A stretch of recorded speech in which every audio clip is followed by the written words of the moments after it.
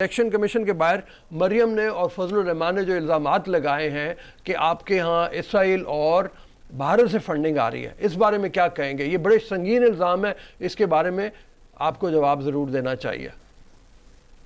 देखिए रऊफ साहब, इसमें दो चीज़ें हैं। जब मरियम बीबी कल वहाँ पर बात कर रही थी तो उन्हें यह भी बताना चाहिए था कि जो भारत से फंडिंग आई है या इसराइल से आई है वो कितनी फंडिंग आई है। हियर से के ऊपर या कोई कान में अगर किसी का आके कोई नाम ले देता है तो इतनी बड़ी आप जिम्मेदार पोजीशन पे हो तो इतनी बात नहीं करनी चाहिए। लेकिन मैं आपके सामने हकाइक सारे रखे देता हूं। देखिए बात यह है कि एक ओवरसीज पाकिस्तानियों की बहुत बड़ी तादाद जो है जिनकी हमायत पीटीआई के साथ है और वो हमेशा से पाकिस्तान की तामीर और तरक्की में भी किरदार अदा करते रहे। 22 अरब डॉलर रेमिटेंसेज भेजते हैं, जिसमें इस साल इंशाल्लाह बहुत बड़ा इजाफा भी हो रहा है। आप देख रहे हैं 28 अरब डॉलर को भी वो क्रॉस करेंगे। और वही ओवरसीज पाकिस्तानी हैं जो अपनी पसंद की किसी भी पॉलिटिकल पार्टी को फंडिंग कर सकते हैं। ये कानून जो है वो इजाजत देता है, वो नाइकॉब होल्डर्स हैं। अब जो ये बात करते हैं यूएसए के अंदर अपने कवानीन है, वहां पर एक फारा का कानून है, फॉरेन एजेंट रजिस्ट्रेशन एक्ट, जो ये पाबंद बनाता है कि अमेरिका के अंदर आकर अगर आपने कोई भी फंड रेजिंग करनी है या आपने कोई लॉबी करनी है, यानी मिसाल के तौर के ऊपर पाकिस्तान पीपल्स पार्टी के एक मशहूर मारूफ मार्क सीगल का नाम आपने सुना होगा, वो उनके लॉबियस्ट हैं। उन लॉबी करने के लिए भी उनको अपने आप को फारा में दर्ज करवाना पड़ता है। इसी तरीके से कोई भी पॉलिटिकल पार्टी अगर उसने फंड रेजिंग करनी है तो वहां पर रजिस्टर्ड करवाना पड़ता है और वहां आप अपना एक एजेंट मुकर्रर करते हैं। और हमारा एजेंट जो है वो हमारे पाकिस्तानी है, डॉक्टर नुसरुल्लाह उनका नाम है। जिस तरह पीपल्स पार्टी के एजेंट जो है वो मार्क सीगल हैं, ठीक है, वो लॉबीज के लिए काम कर रहे हैं। हमारा वाला जो है हमारी पार्टी की मेंबरशिप के लिए, फंड रेजिंग के लिए वहां पर काम कर रहे थे। ये मैं आपको थोड़ा सिनेरियो एक्सप्लेन कर रहा हूं। वहां से जो पैसा उन्होंने भेजा उसका रिकॉर्ड उन्होंने यूएस में भी जमा करवाया।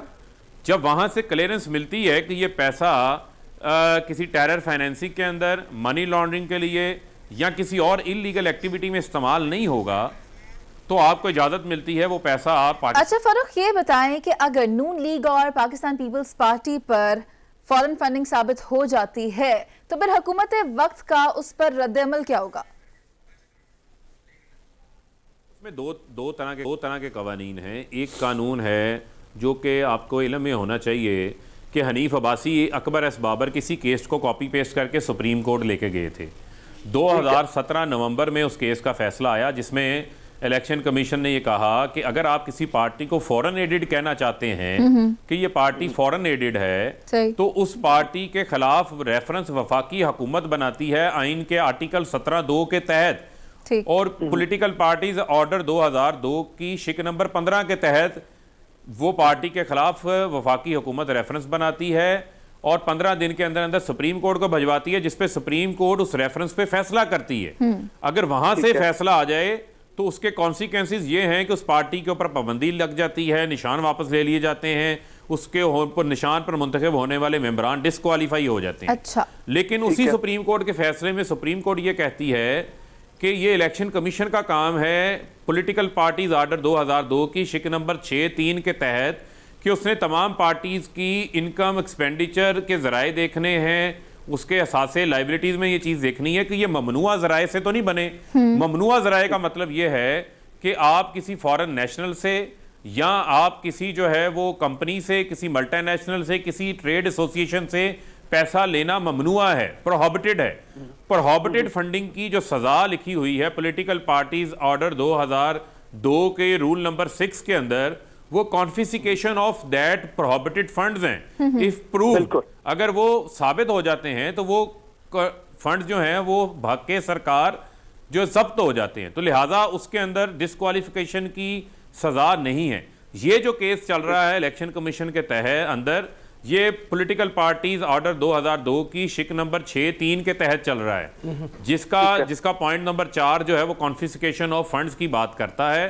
और अभी इलेक्शन कमीशन की स्क्रूटनी कमेटी अपनी फाइंडिंग्स बना रही है, वो इलेक्शन कमीशन के सामने रखेगी। उन फाइंडिंग्स की बुनियाद पर कानून को सामने इलेक्शन कमीशन। फरूख हबीब साहब, अगर देखा जाए ब्रॉडशीट एक खुद फ्रॉड कंपनी है, इस वक्त इल्जामात जो है आप पर भी है, आपकी पार्टी पर भी है, अपोजिशन पर भी है, तो बेहतर नहीं होगा कि इससे जान छुड़ाई जाए? नहीं देखिए रऊफ साहब इसके अंदर जिस तरह रऊफ साहब आपका एक बहुत बड़ा एक एक्सपीरियंस है आपका, और आपको पता है कि माशरों के अंदर कौमों की इर्तका के अंदर बड़े बड़े चैलेंजेस का सामना आता है। देखें हमारी कोशिश क्या है, हमारी कोशिश है शफाफियत लेकर आएँ, ट्रांसपेरेंसी लेकर आएँ, करप्शन को इस मुल्क के अंदर बुरा समझा जाए। अब आप देखें, जो मैं स्पेसिफिक्स पे आना चाहता हूं, मुसावी पे हम बहुत बात कर लेंगे, स्पेसिफिक्स पे आते हैं जो हमारे साथ हुआ है। जब आप कहते हैं हुकूमत शामिल है, मैं आपको वो भी बताना चाहता हूं कि उससे किस तरह अलग है। देखिए इस मुल्क के अंदर 2 पार्टी सिस्टम रहा जो हुकूमतें करते रहे पिछले 40 साल के अंदर, खास तौर के ऊपर पीपल्स पार्टी नून लीग की हुकूमत रही। मुशर्रफ जब आए तो उन्होंने नवाज शरीफ को पकड़ के केसेस बनाए। एवन फील्ड के हालात इनके ऊपर उस वक्त भी थे। हुदैबिया पेपर की मनी लॉन्ड्रिंग का वो केस उस वक्त भी चल रहा था, लेकिन इन्होंने उस वक्त एनआरओ लिया, परवेज मुशर्रफ के साथ जो है एनआरओ लिया, माहिदे किए। उस एनआरओ की जो कीमत है आज, वो हमें $30 मिलियन की शक्ल में अदा करनी पड़ी।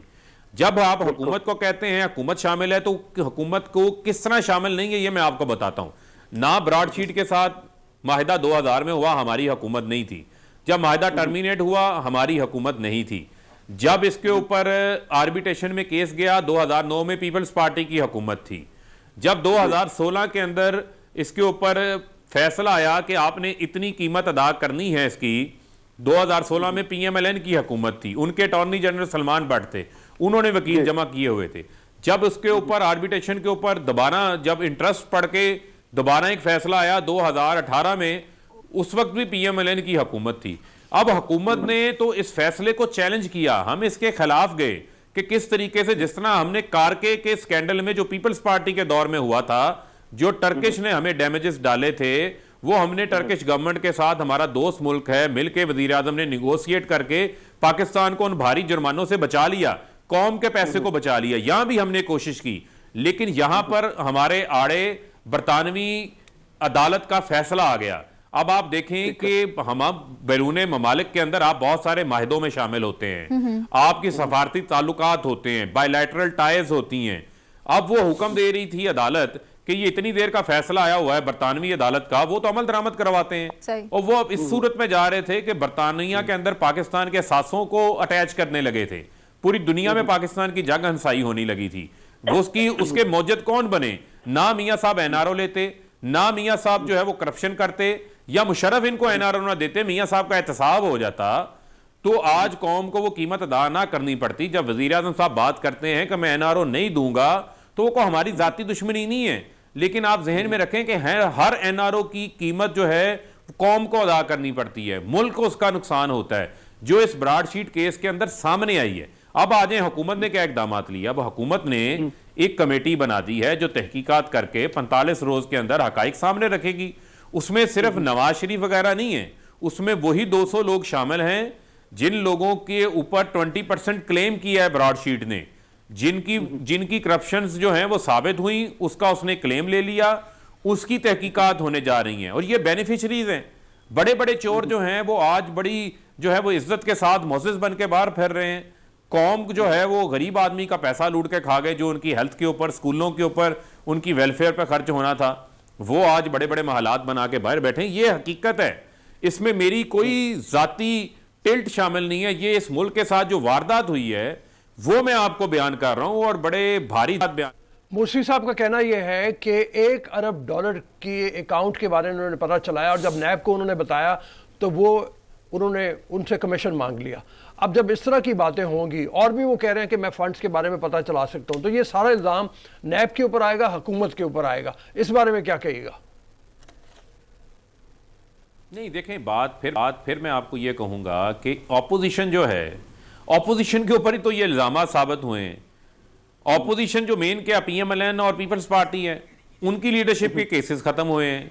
अब जब वो इल्जाम लगाते हैं तो उनके इल्जाम की वो इखलाकी हैसियत नहीं है, नंबर 1। नंबर 2 बात यह है कि हमारी हुकूमत जो अकाउंटेबिलिटी का जो नारा है, वो अकाउंटेबिलिटी के प्रोसेस से कभी पीछे नहीं हटी। हमने कभी नैब को बंद करने की बात नहीं की, हम तो अकाउंटेबिलिटी के इदारों को मजबूत बनाना चाहते हैं। इसी तरीके से हुकूमत अपने तौर पे कोशिश कर रही है, अकाउंटेबिलिटी के इदारे अपने तौर पे कोशिश कर रहे हैं। इस मुल्क में एक वारदात इतनी बड़ी डाली गई है कि उसका जगह जगह के ऊपर आपको निशान मिलते हैं। तो मुसावी जो 1 अरब की बात करते हैं, तो बहुत सारी जगहों के ऊपर हुकूमत इन चीजों को काबू करने के लिए काम कर रही है। अब वो लाजमी नहीं है कि हर चीज जो है वो वक्त से पहले मीडिया के सामने रखी जाए, उसके नताइज आपको नजर आएंगे। आप सिर्फ इतना देख लें कि पिछले 2.5 साल में नैब की रिकवरी को आप देख लें और पिछले 10 साल की रिकवरीज को देख लें। चले नैब एक आजाद इदारा, आप एंटी करप्शन पंजाब की बात कर लें कि 4 से 5 अरब या 10 अरब पिछले 10 साल में पंजाब एंटी करप्शन ने रिकवर किया था। अब जो है 350 अरब से जायद पंजाब एंटी करप्शन रिकवर कर चुका है। ये होती है हुकूमतों की कमिटमेंट्स